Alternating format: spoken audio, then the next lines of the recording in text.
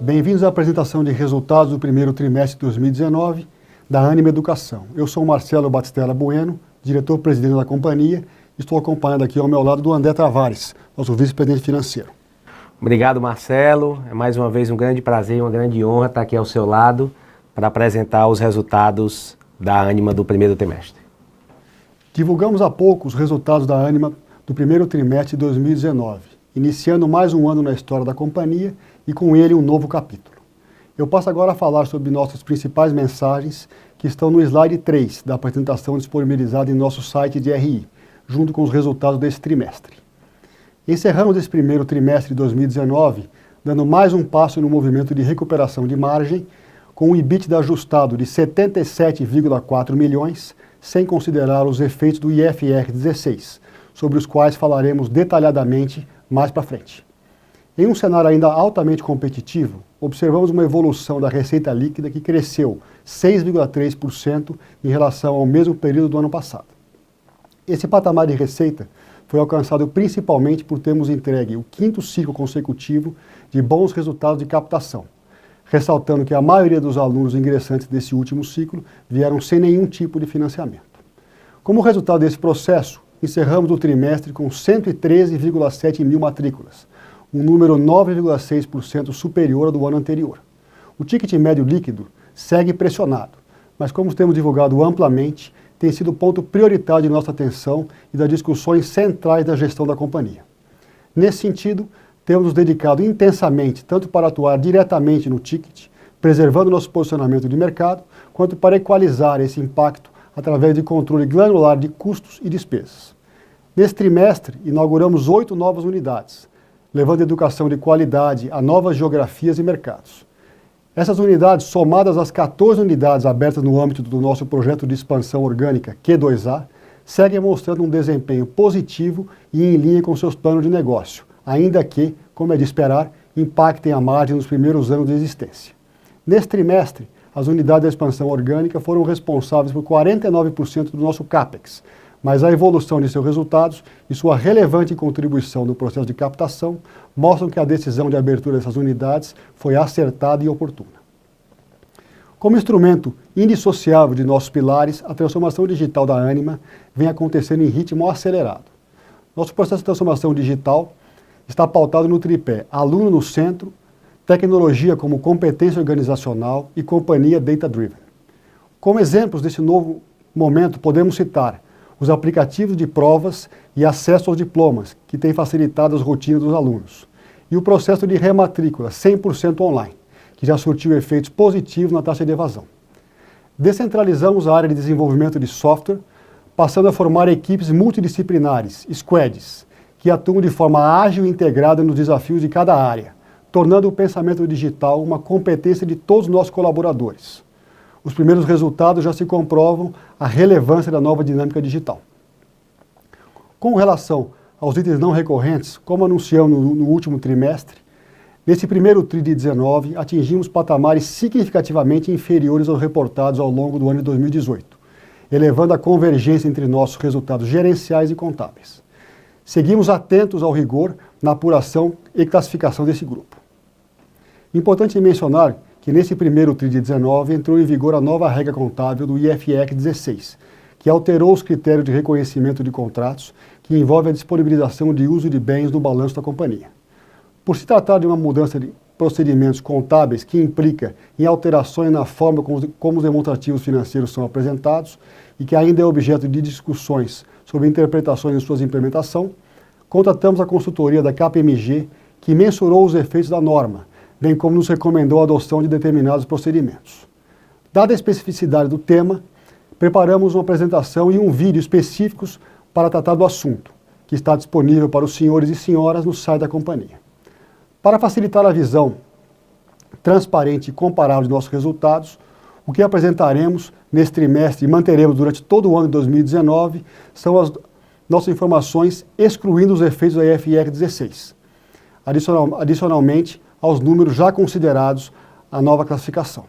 Agora passo a palavra ao André, que apresentará nossos resultados financeiros. André, pode prosseguir, por favor. Obrigado, Marcelo. Eu vou seguir então a apresentação, iniciando aqui no slide 5. Como o Marcelo já adiantou, nós encerramos o primeiro trimestre de 2019 com o EBITDA ajustado, excluindo o efeito do IFRS 16, de 77,4 milhões de reais, o que representa um crescimento de 9,9% em comparação ao primeiro trimestre de 2018. A margem atingiu 27,5%, ou 0,9 ponto percentual superior ao mesmo período do ano passado. A curva da evolução da margem nos mostra que o movimento de recuperação é uma tendência consistente.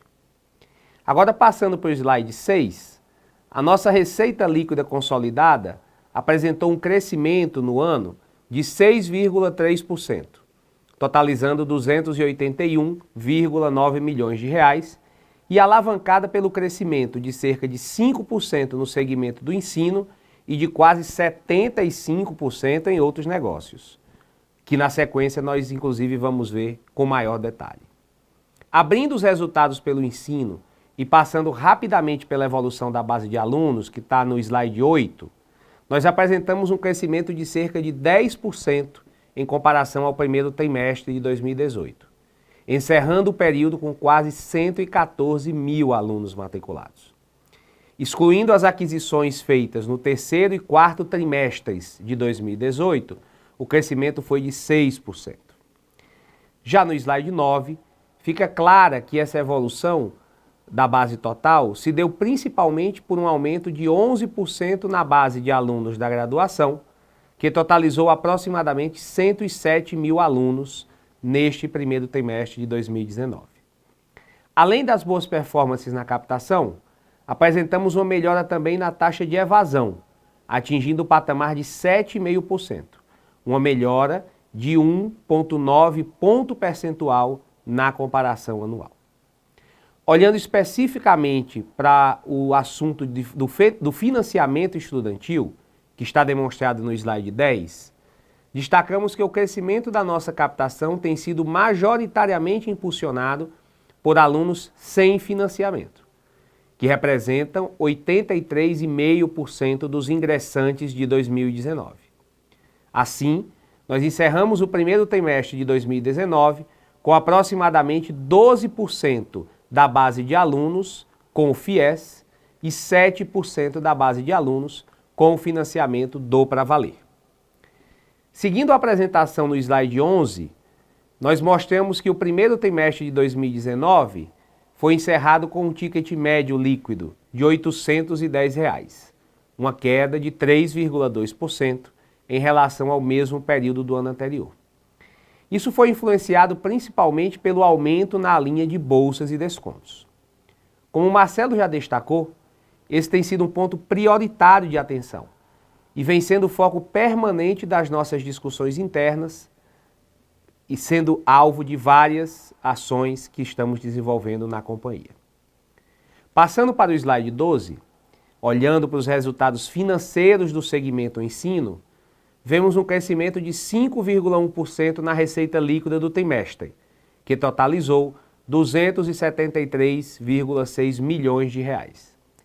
Já o resultado operacional desse segmento chegou à marca de 103 milhões e meio de reais, com uma margem de 37,8%, estável com relação ao primeiro trimestre de 2018. Fechando o segmento de ensino, o slide 13 nos mostra a evolução das margens operacionais segmentando em 3 grandes blocos: base, aquisições e expansão orgânica, que considera o estágio diferente de maturação de cada unidade. Aqui é importante ressaltar que nós fizemos uma reclassificação e que a partir deste trimestre nós passamos a considerar as aquisições realizadas ao longo de 2018, Sezuc, lá em Catalão, a Faculdade Jangada, em Jaraguá do Sul, e a Faced, em Divinópolis, no bloco de expansão orgânica, uma vez que tais operações já estão integradas nas unidades que existiam nos respectivos municípios e integram esse bloco de expansão. E também seguindo a lógica de que essas aquisições seguem a dinâmica de catalisadores da expansão orgânica do nosso projeto Q2A. Assim, olhando para as unidades que formam o bloco base, vemos que elas encerraram esse trimestre com um crescimento de margem operacional de 1,8 ponto percentual versus o primeiro trimestre de 2018, atingindo a marca de 43,1%. Essa melhora se dá principalmente em função das iniciativas desenvolvidas para ganhos de eficiência. Já a receita líquida nesse bloco, cujas unidades estão em sua maioria situadas em mercados mais maduros e competitivos, segue pressionada pelo ticket médio e apresentou uma contração anual de 5,7%. Pensando em melhorar o desempenho desse bloco, iniciamos estudos para avaliar oportunidades de ganhos de eficiência e otimização de portfólio nessas unidades, que poderão gerar efeitos já para o segundo semestre deste ano. Com relação às aquisições realizadas em 2016, Unisociesc, Una Bom Despacho e Una Uberlândia, continuamos alcançando bons resultados, com tendência de evolução constante da margem operacional, chegando a 13 milhões e meio de reais ou 30% de margem, um crescimento de 2,6 pontos percentuais versus o primeiro trimestre de 2018, o que nos aproxima cada vez mais das margens da operação base. Já no bloco da expansão orgânica, que inclui as 22 unidades abertas entre julho de 2016 e janeiro deste ano, assim como as 3 aquisições realizadas ao longo de 2018, como eu falei agora há pouco, nós reportamos uma receita líquida de 38 milhões de reais, o que significa um crescimento de 99,8% ano contra ano, e um resultado operacional de 7,8 milhões de reais, ou menos 1 ponto percentual versus o primeiro trimestre de 2018. Esse resultado está em linha com os planos de negócios dessas unidades, que foram a principal contribuição no crescimento de nossa base de alunos. Também é importante lembrar que o tempo de amadurecimento de uma unidade acadêmica é de aproximadamente 5 anos e que o conjunto das unidades desse bloco tem, em média, menos de 1 ano e meio desde a sua abertura.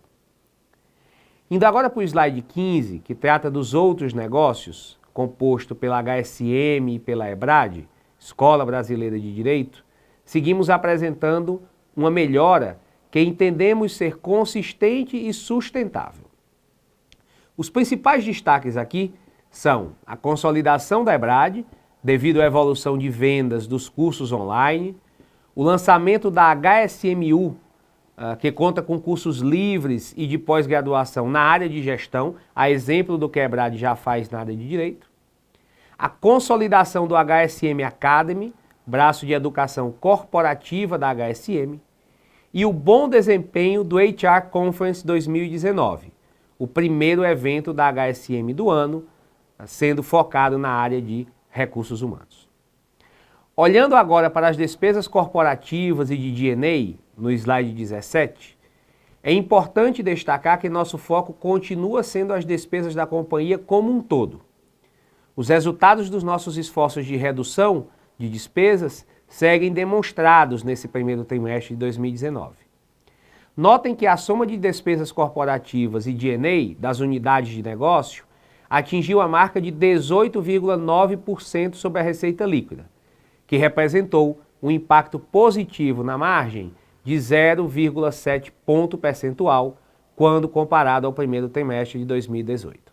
Olhando especificamente para as despesas com pessoal no slide 18, efetuamos uma reclassificação entre as despesas corporativas e de ensino nesse trimestre, de forma que no consolidado podemos observar que mantivemos essas despesas no mesmo patamar do quarto trimestre de 2018, mesmo com o acréscimo das 8 novas unidades inauguradas em 2019. E seguimos bastante atentos em preservar os ganhos de eficiência obtidos após o segundo trimestre de 2018. Passando para os itens não recorrentes, que vocês podem acompanhar no slide 19, eles totalizaram 1,8 milhão de reais neste primeiro trimestre de 2019, valor significativamente inferior ao reportado no primeiro trimestre do ano passado, conforme o Marcelo já havia adiantado. O principal item deste grupo foram as despesas com rescisão de pessoal, que consumiram R$1,5 milhão no período. Importante mencionar que seguimos rigorosos na classificação desses itens, buscando a maior convergência possível entre nossos resultados gerenciais e contábeis. No slide 21, apresentamos a geração de caixa no período. Aqui, como o efeito do IFRS 16 se dá entre os componentes do fluxo, mas não afeta o número final, optamos por apresentar nesse gráfico evolutivo a versão já com os efeitos da nova regra. Se compararmos, porém, nas mesmas bases, conforme vocês podem conferir na tabela que disponibilizamos no release, que exclui o efeito do IFRS 16 deste primeiro trimestre de 2019, temos uma geração de caixa operacional antes de capital de giro e CAPEX de R$ 71,8 milhões, mais 10 milhões versus o primeiro trimestre de 2018. Já a geração de caixa livre antes do CAPEX foi de R$ 31,7 milhões. Olhando especificamente para o CAPEX, no slide 22, nossos investimentos totalizaram R$ 42,5 milhões neste trimestre, ou 15,1% da receita líquida. Conforme antecipamos, R$ 20,8 milhões dos investimentos, ou 49% do total, foram direcionados para as unidades da expansão orgânica, tanto no amadurecimento das unidades abertas entre julho de 2016 e janeiro de 2018, quanto na abertura de 8 novas unidades neste início de 2019. Sendo o CAPEX em grande parte destinado ao Q2A, que tem apresentado resultados em linha com o plano de negócios, consideramos oportuno o atual patamar de investimentos. Dessa forma, encerramos o trimestre com um saldo em caixa e aplicações financeiras no valor de R$ 136.700.000. Indo para o último slide da minha parte da apresentação, que é o slide 23, o caixa e endividamento líquido desse primeiro trimestre apresentou um total de disponibilidades de caixa e aplicação financeira de R$ 136,7 milhões e o total de empréstimos e financiamentos foi de R$ 376 milhões. Portanto, R$ 23,5 milhões menor desde dezembro de 2018, conforme o cronograma de amortizações das nossas operações de crédito. Ratificamos que o perfil de vencimento das dívidas está diluído ao longo dos próximos 5 anos, não apresentando concentração significativa. As outras obrigações de curto e longo prazo, representadas principalmente pelos títulos a pagar relacionados às aquisições, totalizaram R$ 103,2 milhões.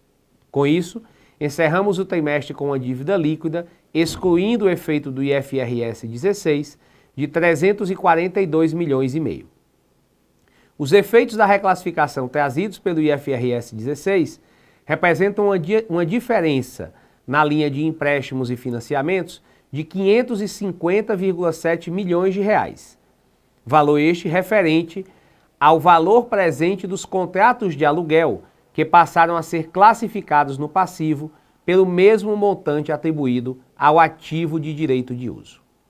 É importante ressaltar que essas novas classificações trazidas pelo IFRS 16 são de caráter estritamente contábil, não tendo, como podemos ver, qualquer efeito sobre o caixa e, portanto, são neutras em relação à gestão das nossas operações. Com isso, eu encerro minha apresentação e, repetindo o que nós fizemos no quarto trimestre de 2018 e que foi avaliado como uma boa prática, Marcelo, eu queria aproveitar para adiantar aqui algumas dúvidas que têm sido frequentemente discutidas em nossa reunião com investidores. O primeiro tema que eu acho que seria importante a gente falar um pouquinho aqui seria sobre o ticket, né? Sobre as iniciativas que nós estamos adotando para controlar a tendência de ticket. E eu acho que é importante você fazer alguns comentários sobre esse assunto. Sem dúvida, André. Esse é um ponto muito importante, talvez um ponto focal de atenção e da gestão. Né? Nós botamos a lupa no ticket, temos que preservar o nosso posicionamento de qualidade com escala e entrar em briga de preço, todo mundo sabe onde termina. Né? Então, o que nós temos feito, além de priorizar o ticket como um assunto de extrema relevância, né? Então, um dos principais squads nossos, que é o ingressar, então ele está totalmente focado no controle de ticket, tá? Que o ticket, a gente tem uma ferramenta de gestão tecnológica que a gente possa dar aos nossos diretores de unidade, o pessoal da área comercial e do marketing, o controle do ticket, na aplicação do ticket não há de posteriori. Esse é o primeiro ponto. As metas nossas estão todas elas ligadas não somente a número de alunos, mas sim número de alunos e ticket, ou seja, temos que ter meta de faturamento, meta de receita, acho que esse é um ponto também importante. E estamos testando o piloto, avançando aquele piloto lá do MPC, estamos testando ele em 2 unidades e agora vamos ampliar um pouco mais o teste para a gente poder avaliar ao longo desse semestre também essa iniciativa, que eu acho que ela é uma iniciativa importante, porque nós vamos estar conseguindo oferecer uma oferta totalmente personalizada ao estudante. Muito bom. Acho que é realmente muito importante passar essa mensagem de como todos nós na diretoria, né, estamos comprometidos e totalmente focados nessa questão do ticket, né, da trajetória do nosso ticket. Marcelo, um outro assunto que também tem ganhado muita relevância é o processo de transformação digital da Ânima, né? E eu sei que tem muitas iniciativas nesse sentido. Eu acho que era importante você falar um pouco sobre algumas ações, algumas iniciativas que estão acontecendo neste exato momento. Eu tenho, por onde tenho andado, tenho falado sobre isso e na realidade está acontecendo uma grande transformação dentro da Ânima, que eu digo que é uma transformação de dentro para fora, de baixo para cima, né? O que é muito rico. Ou seja, nós, um pouco mais de 2 anos atrás, iniciamos aí um processo para alteração e a ideia inicial era que a gente substituísse o nosso ERP acadêmico. Isso aí acabou sendo muito maior do que somente esse perfil, essa iniciativa, né? Isso aí virou uma mudança cultural que se juntou a uma iniciativa de Lean que já existia na companhia, vindo lá de trás do início do nosso CSC, e que estava também junto com o nosso PMO. Isso aí juntou e eclodiu aí um Lean Digital, e uma nova competência está se espalhando pela companhia. Nós estamos transformando aí o nosso DTI, Departamento de Tecnologia da Informação, espalhado pela companhia agora. Estamos com 17 squads, minha meta era 10, eram 10. Estamos com 17 squads aí espalhados, ou seja, células multidisciplinares que tem a área de negócio como foco, o aluno como foco, vamos dizer, o professor como foco, a experiência acadêmica. Então, acho que é importante, quem quiser vir conhecer e se aprofundar, está aqui o convite. E além disso, recentemente nós também unificamos agora a Ânima Digital, a área de transformação digital. Uma coisa só ligada aí à vice-presidência acadêmica e de pessoas. Eu acho que é muito bacana fazer parte desse movimento que a gente observa dentro da Ânima, né? E especialmente porque, como você falou, os squads eles estão muito focados nos drivers de geração de valor, né? Captação, retenção, melhoria da experiência acadêmica. Então, acho que esse é um tema também que todos os nossos investidores têm um interesse bastante elevado. E a prestação de serviço hoje, não adianta você ter uma prestação de serviço melhor ou pior do que uma escola, porque o benchmark não são mais as escolas, né? O benchmark é a Amazon, o Uber, o iFood, essas plataformas digitais que são onde os nossos alunos estão acostumados a se relacionar. É isso aí. Então tem que ter agilidade, tem que ter o cliente como foco, tem que ter aí a mobilidade e rapidez na resposta. Então acho que isso é importantíssimo, sabe, André? Muito bom. Um terceiro tema que tem surgido também nas nossas reuniões com os nossos investidores é sobre os outros negócios, aquele bloco de outros negócios que compreende HSM e EBRAD, né?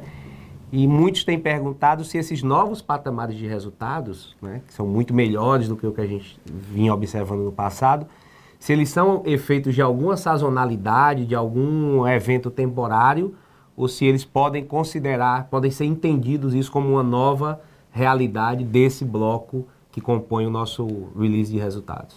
Legal. A gente tem que ser coerente com o que temos dito e feito, né? Então, a Ânima tem uma estratégia de marcas regionais generalistas nas suas escolas e marcas de excelência em verticais do saber. HSM na gestão, Le Cordon Bleu na gastronomia e hospitalidade e a EBRAD no direito. Então, essa é uma estratégia, mas essas iniciativas têm que ser rentáveis por si só. Então, tem duas agendas hoje em andamento. Uma agenda elas têm que ser rentáveis por si só, têm que dar resultado, e também elas têm que gerar resultado para a Ânima, porque senão não faz sentido, nós não somos uma empresa de investimentos, uma empresa de educação. Então, de fato, nós estamos em outro patamar, e é um patamar compatível com essa lógica. Ou seja, a HSM tem que dar resultado compatível com uma operação standalone e tem que gerar resultado para os nossos alunos, no mínimo na área de gestão. O mesmo com direito, e o mesmo agora com o HSMU também, que é uma iniciativa aí com uso de 100% de tecnologia na gestão também. E apesar da Le Cordon Bleu, nós não consolidamos ela no balanço, porque é uma JV de 50-50, mas ela também tem que ter o mesmo critério. Ela tem que ser rentável por si só e tem que gerar benefício para os nossos estudantes. E apesar de estar no bloco do ensino, a gente tem tido essa mesma lógica para a pós-graduação. Com certeza. Com essa mesma lógica de ser um bom negócio standalone e contribuir para o nosso core business. Exatamente. Muito bom. Acho que uma última pergunta, um último tema que também é bastante relevante é sobre o nosso projeto de expansão orgânica, o Q2A. Okay. Ele foi responsável pela abertura de 22 unidades, desde julho de 2016 até agora, E muitos investidores têm nos perguntado se nós vamos continuar nesse mesmo ritmo, sabendo que inclusive eles são muito importantes para o crescimento da Ânima, mas que eles consomem um pouco de margem no momento inicial, no momento de largada. Então acho que essa é uma pergunta também recorrente que seria importante você fazer algum comentário. Tá bom. Nós fomos muito diligentes aí no Q2A. Ele é hoje um driver importante e relevante da nossa estratégia de crescimento orgânico. Nós escolhemos diligentemente as regiões, prioritariamente a São Judas agora nesse momento, e tivemos um grande sucesso nos últimos lançamentos. Os 22 últimos lançamentos foram de grande sucesso. Recentemente a gente validou no Conselho de Administração da companhia, tendo em vista o sucesso das aquisições aí da Jangada lá em Jaraguá do Sul, da Faced em Divinópolis e também de Catalão, da Cesuc, a gente acha que esse pode ser uma boa oportunidade para a gente direcionar a partir de agora, pelo menos em 2020, a estratégia do Q2A. Ou seja, pegar as praças que nós já estamos atuando e ganhar musculatura nelas.